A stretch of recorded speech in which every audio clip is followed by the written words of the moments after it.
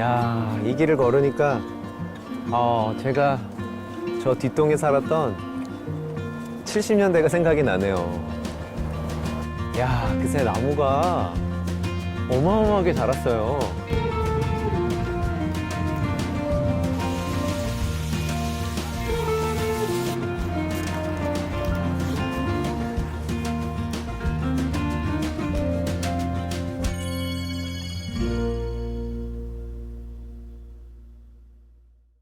전 국민의 절반 이상이 아파트에 살고 있는 지금의 대한민국. 우리나라에 아파트라는 문화가 주거 형태가 소개된 지도 어언 86년이 지났습니다. 하지만 지금의 아파트처럼 단지형으로 지어진 건 바로 이곳 마포 아파트가 처음이었는데요. 아파트의 초창기 모습은 우리가 상상하는 것과는 사뭇 달랐습니다. 우리가 시대적으로 보면 이제 인후 현상이 일어나면서 많은 인구가 서울에 집중을 합니다. 그래서 1960년 되면은 우리가 한 240만 명, 그다음에 1970년 되면 540만 명. 그러니까 10년 만에 300만 명 이렇게 증가되는 엄청난 속도로 인구가 증가를 하다 보니까 아파트 단지 생활을 중심으로 한 일종의 공간 재조직, 그리고 사람들의 삶을 재조직하는 그런 방식의 작업이 들어가게 되죠. 마포 아파트 단지가 이제 처음 5개년 경제개발계획 이런 일환으로 추진이 되거든요. 이 마포 아파트가 당시 집권층 입장에서 어떤 의미를 갖고 있었는지를 볼 수 있습니다. 마포 아파트는 이제 단지형 아파트로 출발하면서 주민 편익 시설을 굉장히 많이 갖췄어요.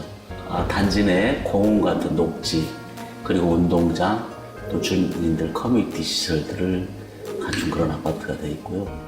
그 아파트 역사에서 굉장히 중요한 의미를 지니는 첫 단초가 바로 마포 아파트라고 할 수가 있습니다. 지금은 세월이 많이 흘러서 이 모습은 달라졌지만 마포 아파트는 당시에 건설 사업에서 업계에서 손꼽히는 5개 업체가 참여를 했던 그런 대규모 단지형 아파트였습니다. 그 중에서 현대건설은 일자형과 Y자형 중에서 Y자형 건물의 건설을 맡았었는데요. 단 1년 만에 완공을 마쳤습니다. 현대건설이 지은 Y자형 건물은 국내에서 당연히 처음 시도되는 형태였는데요. 세 갈래로 뻗은 복도 한가운데 엘리베이터 홀을 만들어서 동선과 또 공간의 효용성을 높이고 각 세대마다 채광과 환기를 원활하게 하기 위함이었습니다. 굉장히 많은 사람들에게 호응을 받을 거다 이렇게 시작을 했는데 막상 지어놓고 보니까 당시 맨 처음에 입주율이 10%밖에 안 됐다고 합니다. 우리가 고층 문화는 전혀 경험이 없었고, 그리고 아파트 형태를 보면 거실 위에 거실, 부엌 위에 부엌, 또 화장실에 화장실이 층층이 있잖아요. 여기에 대한 생소함, 이것 때문에 맨 처음에 굉장히 인기가 없었습니다. 심지어 연탄가스 때문에 중독된다 이런 소문까지 있어가지고 그 현장 소장이 실제 거기서 자고 이상이 없다는 걸 확인한 다음에 사람들이 입주할 정도로 굉장히 낯설었어요, 맨 처음에는. 근데 막상 사람들이 거주해 보니까 좋잖아요. 그래서 그 다음부터는 굉장히 좀 인기가 있었다고 합니다. 단지형 아파트가 그 마포 아파트 이후로 그 이후에 넘어가게 되는 거는 좀 시간은 걸렸습니다. 71년쯤에 지어진 아파트를 보면은 시범 아파트라는 이름이 붙은 아파트가 많아집니다. 이게 시범 삼아서 튼튼하게 지었다라는 뜻이거든요. 그래서 저희가 잘 알려진 건 이제 여의도 시범 아파트죠. 그러면서 1970년대 초반에는 지금도 남아있는 아파트입니다만 이촌동의 한강 맨션 아파트라던가 바로 이제 한강 건너편이죠. 남단에 있는 반포 중앙 아파트라던가 이런 형태의 대단지 아파트들이 자리하게 되고요. 그러면서 쭉 이제 한강 도약을 중심으로 해서 대규모 아파트 단지들이 쭉 늘어서게 됩니다. 마포 아파트 이후에 현대건설은 최초의 외국인 아파트이자 고층 아파트의 효시가 된 힐탑 웨인 아파트를 지었습니다. 그때 당시 이제 1970년도 초반 외국인들이 많이 한국에 들어오게 됩니다. 그들이 거주할 공간도 있어야 되거든요. 그 남산 주변에 힐탑을 비롯한 웨인 아파트 몇 동이 들어서죠. 그러면서 그걸 말 그대로 이제 정말 고층으로 되고 엘리베이터가 이제 들어가고 설비 기술이나 평면이나 인면의 계획들이 세련된 그런 아파트로 이제 진화를 하게 됐죠. 근데 당시에 힐탑 웨인 아파트는 참 혁신적인 것들이 많았어요. 첫 번째로 지금은 너무 일반적인 필로티 구조를 처음으로 과감하게 도입했고요. 옥상에는 또 정원도 있었다고 합니다. 건물 외벽은 단열 효과를 고려해서 콘크리트로 마감을 했고요. 방 3개짜리 대형 평형도 있었을 정도로 요즘 설계하는 아파트와는 별반 차이가 없었다고 합니다. 이렇게 마포 아파트에서부터 힐탑 웨인 아파트, 여의도 시범 아파트, 반포 주공 아파트까지 여러 아파트 건설을 성공적으로 시공을 하면서 현대건설의 기술력은 가파르게 성장을 해갔습니다. 이후 현대건설은 자체적인 주택 사업을 시작했는데요. 양질의 시공으로 편리하고 쾌적한 주거 환경을 실수요자에게 공급한다 라는 목표를 세우고 서빙고 현대아파트 건설에 착수합니다. 서빙고 현대아파트는 현대 이름으로 지은 첫 번째 아파트였던 만큼 수요자의 취향에 맞춰 건물 배치부터 재료 선택, 또 조경, 부대 시설을 포함해 모든 면에서 최고의 주거 환경을 구현하는 것에 중점을 뒀습니다. 그 결과 점차 입소문을 타기 시작하면서 2차, 3차 분양에 걸쳐서 대박을 터뜨리며 큰 성과를 거두었습니다. 이 아파트는 현대건설에서 끝까지 책임을 지겠다라는, 또 현대라는 건설사의 어떤 신뢰감을 고객들이 확실하게 인지하는 그런 계기가 됐다고 보고요. 그 이후로 이제 많은 아파트들이 스스로 자기 건설사 이름을 붙이게 되죠. 그런 의미에서 그 서빙고동의 현대 아파트는 굉장히 시대적 의미가 있었다. 그때만 해도 오늘날처럼 건설사들이 많은 것도 아니고, 근데 이제 현대건설이 그때만 해도 굉장히 독보적으로, 선도적으로 대한민국의 건설업계를 이끌고 있었던 선두주자이기 때문에 그만한 자신감이 있었지 않느냐. 현대건설은 그때까지 쌓았던 남다른 기술력을 바탕으로 당대 최고의 신기술과 문법을 총집결한 우리나라 최초의 고층 아파트 단지를 건설하기 시작합니다. 바로 이곳 압구정에서 말이죠. 조선시대에 한명회가 지은 정자 이름에서 유래된 압구정. 그런데 세월이 흘러서 이 압구정동은 명실상부 서울 최대의 부촌 지역이 되었습니다. 서울의 변두리 지역이었던 이 압구정동이 어떻게 서울의 중심지로 재탄생될 수 있었던 걸까요? 한강부터 보면 한강이 자연하천으로 그래서, 우리 자연하천은 사행천이라고 그러죠. 이렇게 뱀처럼 구불구불 다닌다고 그래서. 그래서 비가 많이 오면 이게 넘쳐나고, 또 갈수기는 완전히 마르고, 갈수기 때는 물들이 그렇게 많이 흐르지 않았기 때문에 물이 고여있는 지역이 꽤 있습니다. 이쪽 압구정동과 성수동 사이에 있는 그 물들이 굉장히 많이 고여 있었던, 그래서 이름이 동호라고 그러죠. 동쪽에 있는 호수다. 그래서 그 지면이 아직도 남아있는 우리 동해대교라고 남아있죠. 그만큼 또 풍광이 아름다웠던 지역이죠. 그래서 조선시대부터 권문세가들이 굉장히 그 근처에 많은 별장을 지었던, 그 중에 하나가 이제 압구정이죠. 지금도 압구정 쪽에서 한강을 내려다보면 밑으로 이렇게 상당히 높낮이가 꽤 있잖아요. 절벽처럼. 우리가 상상을 해보면 조선시대에는 상당히 큰 절벽을 낀 위에 압구정이라는 정자가 있었을 거고, 한참 떨어져서 이 한강의 물줄기가 보였던 그 호수를 이루었던 곳이라고 생각이 들고요. 홍수기가 되면 강원도나 충청도, 경기도에 비가 왔던 것이 전부 이 한강을 통해서 밀려오게 됩니다. 그러다가 또 서해 밀물하고 부딪히면 굉장히 큰 홍수가 일어나죠, 서울에. 그래서 그걸 해결하기 위해서 1960년부터 한강 종합개발 계획을 이제 하게 되거든요. 당시 현대건설 정주영 명예회장은 새로운 시각으로 이 현상을 바라봤다고 합니다. 다목적 댐이 한강 상류에 생긴다면 한강의 침수 지역이 줄어들 것이다. 그렇다면 기회의 땅이 생길 것이다. 그 이후에 사회 변화까지 주목을 하게 되셨던 겁니다. 그 지역 중에서도 가장 핵심 지역, 새로운 변화의 물결을 이끌 곳, 그곳을 바로 이 압구정동이라고 본 것이죠. 정말 그건 저는 신의 한 수라고 봅니다. 그 댐을 어느 정도 막아놓으면 북한강을 홍수 조절을 할 수 있어요. 아까 얘기했듯이 강원도 일대에 그냥 집중호우가 오더라도 그 댐을 막아놓으면 그 물량을 조절할 수 있기 때문에 서울의 이 한강이 덜 시달리죠. 그게 이제 1967년에 시작을 해서 아마 1970년대 초반에 완성이 됐을 거예요. 자연 하천을 적절하게 개발을 하면 굉장히 많은 택지가 확보가 될 거다. 정부에서도 그런 생각을 했었고 정정해상께서도 아마 그런 생각을 했지 않나. 그래서 이 압구정동 일대를 공유수면 매립을 하면서 현대건설이 본격적으로 압구정동에 개발 사업이 진행이 된 겁니다.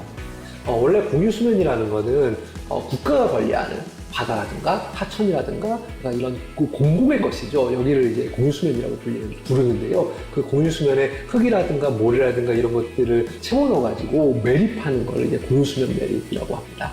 이 자연 하천에 똥을 쌓고 양쪽에 그리고 제방을 만들어서 그 제방 위에는 오늘날 우리가 얘기하는 남쪽에는 올림픽대로, 북쪽에는 강변문호가 생기고 그 여분을 가지고 이제 택지를 조성을 해요. 여기 그렇게 해서 탄생된 게 이제 여기 있는 압구정동, 잠실, 반포, 뭐 이수, 이촌동 이 지구가 전부 그렇게 됐고요. 예전에 여기가 이제 광주군이었잖아요. 광주군의 논밭이었는데 그걸 토지구역 정리 사업을 통해서 도로를 놓고 기반시설을 놓고 택지를 조성한 공유수면 매립지 사업이 같이 복합적으로 되면서 이제 강남이 개발됐고요. 지금은 안 믿기시겠지만요. 당시에는 굉장히 높은 아파트였어요. 한 12층에서 15층짜리 아파트들을 짓는 게 결코 쉬운 일이 아니었습니다. 근데 현대건설은 이미 이 고층 아파트들을 실현시킬 충분한 노하우를 가지고 있었던 겁니다. 정주영 명예회장은 당시에 압구정 현대아파트 지으면서 이런 지시를 내렸다고 합니다. 사람은 흙을 밟고 살아야 한다. 한국적인 건축미를 반영해라. 한국적인 건축미와 주거 환경까지 한국식 아파트의 전형을 건축했던 것입니다. 다른 지역하고 좀 특이한 게 있어요. 아까 이제 얘기했던 반포나 잠실 같은 경우는 저층에 아파트를 지었잖아요. 소형으로. 서민들을 위한 아파트를 지었다면 정주영 회장은 여기다가 고층의 아파트 그리고 대형 평형 30평에서 80평짜리를 지었잖아요. 그리고 이제 이미지 메이킹 달리 가는 거죠. 아파트는 서민들만 사는 곳이 아니고 굉장히 좋은 시설로 중상층 이상이 살 수 있는 좋은 주거 공간이라는 이미지를 확실하게 자리매김한 게 바로 이제 압구정의 현대 아파트를 비롯한 그 많은 고층 아파트라고 보는데요. 수천 년 동안의 주거 문화는 마당과 마루가 있었던 좀 한옥의 이미지가 들어갈 수 있는 그런 문화가 들어갈 수 있는 걸 구현할까. 단지를 조성할 때 또 아파트 인명과 색깔을 정할 때 또 발코니를 설치할 때 그런 고민들이 녹아났다 이렇게 생각할 수 있습니다. 당시에 첨단 기술들이 모두 집약된 이 압구정 현대아파트는 1980년대 후반까지 계속 지어졌는데요. 12년 동안 14차 무려 6,150세대 중대형 평형 위주로 구성된 민영 아파트라는 그 큰 장점 때문에 주민들 사이에서는 프리미엄 아파트로 불리며 인기를 끌고 있는 것입니다. 이후에 현대는 바야흐로 아파트의 대명사가 되었습니다. 압구정 하면 현대아파트를 떠올리는 사람들이 점점 더 많아졌는데요. 그래서 심지어 이런 대화도 오갔다고 해요. 나 강남으로 이사 갔는데 너 아직 강북에 사니? 뭐 이런 대화들도 일상에서 오갈 정도로 그만큼 위상이 높았다고 합니다. 그때 이제 저희 세대한테 현대아파트 갖고 있는 어떤 시각적인 이미지는 특유의 황토색, 딱 황토색 외관이거든요. 현대라고 한자로 쓰여져 있는 그 특유의 독특한 이미지가 있습니다.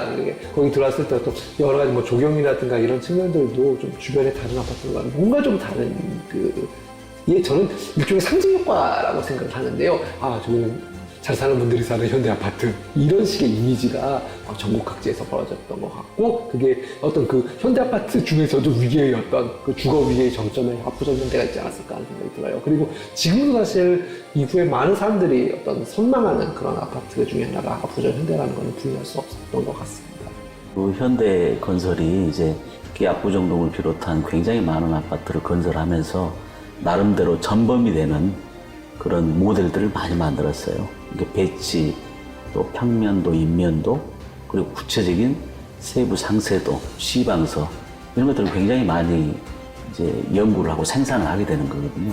그래서 그 문화가 다른 아파트에 또 전파가 되고 거기서 꼭 필요한 것은 법과 제도로 또 정착이 되게 되고 1980년대 후반 주택 200만 호 공급에 힘입어서 아파트는 드디어 전성시대를 맞게 됩니다. 1기 신도시와 지방 거점 도시에 대규모 아파트 단지들이 공급되었는데요. 이로써 아파트는 한국의 전형적인 주거 형태로 자리를 잡게 됐습니다. 현대건설도 서울, 경인, 그리고 지방 거점 도시들에 활발하게 아파트를 공급하며 아파트 건설 명가로서 명성을 쌓아갔습니다. 현대건설은 이 시기에 구리 광장동 일대에 현대 홈타운촌을 만들었는데요. 현대건설의 주택사업의 서막이 압구정동이었다면 이 구리 광장동의 현대 홈타운은 현대건설이 만든 신도시라는 점에서 현대건설의 전성기라는 평가를 받고 있습니다. 인프라 건설을 토대로 해서 여러 가지 노하우를 장착했던 농담건설사들이 대단지 아파트 건설에 직접적으로 개입하기 시작한 계기였죠. 우리가 통상적으로 아파트 보면은 다 판상형이라고 그래서 일자형 배치죠. 나름대로 고밀 개발을 하면서 남향을 선호하는 우리 주거 문화에 익숙하고 적합한 게 이제 일자 배치예요. 좀 더 압축적이고 고밀 개발을 하게 되면 일차 배치가 적정하지 않을 수가 있습니다. 그걸 극복한 것이 이제 십자형으로 배치를 해서 가운데에 코아를 두고 엘리베이터를 둬서 오르락내리락하고 나머지 이제 4개의 날개를 통해서 각 세대를 배치하면 많은 채광 그리고 많은 외기하고 접할 수 있기 때문에 굉장히 자연을 아파트 안으로 많이 끌어들일 수 있는 그런 장점이 있죠. 이제 그걸 좀 선도했던 게 또 구이동이나 광장동의 현대 아파트가 아닌가 하는 생각이 듭니다. 하지만 2000년대 들어 아파트 시장의 분위기가 확 달라지기 시작했습니다. 그때까지는 현대라는 이름이 갖는 강력한 신뢰도, 경쟁하기가 어려웠던 건설사들이 이제는 회사의 이름을 과감히 빼고 새로운 브랜드를 붙이기 시작한 것인데요. 그 변화의 파도를 현대건설도 이젠 차마 비껴갈 수 없었던 거죠. 그래서 현대건설은 고심 끝에 새로운 브랜드를 런칭하게 됩니다. 그게 바로 지금의 힐스테이트입니다. 그 전에 사실은 주상복합 건물은 한국사에서 그렇게 인기 있는 주거지는 아니었거든요. 90년대 말 그리고 2000년대 초에 서울 각지에 이제 유명한 건물들이 지어지기 시작합니다. 이런 초고층 주상복합 아파트들이 인기를 얻게 되죠. 그 이후에 이제 그 초고층 주상복합 아파트들이 다 이제 브랜드를 붙이기 시작하죠.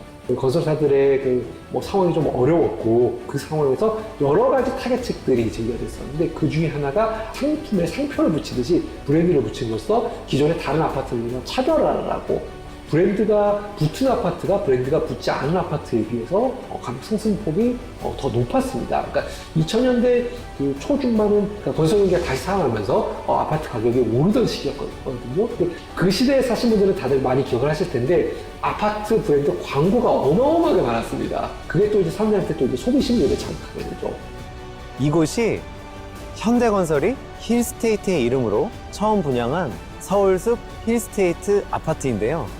힐스테이트가 추구하는 가치와 브랜드 이미지가 가장 잘 반영된 대표적인 아파트로 꼽히고 있기도 합니다.